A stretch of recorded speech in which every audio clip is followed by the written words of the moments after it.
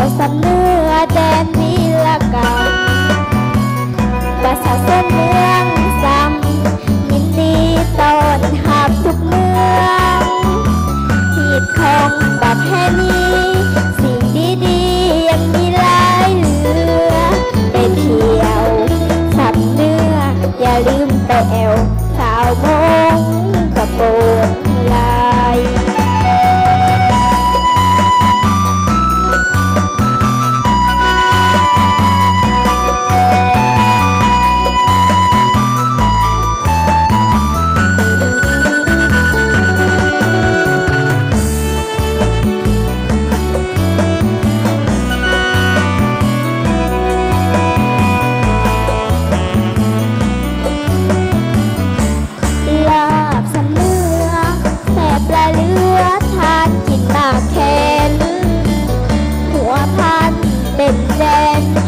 ที่มันจนเป็นตำนา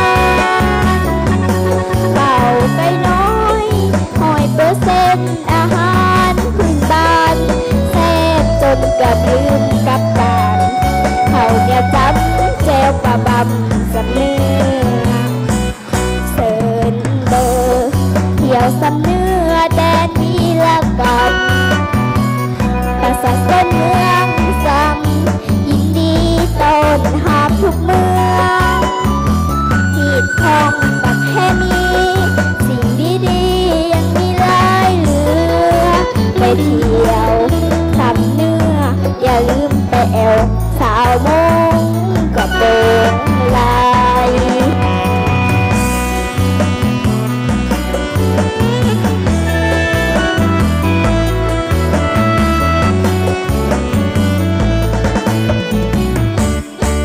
ขอบใจ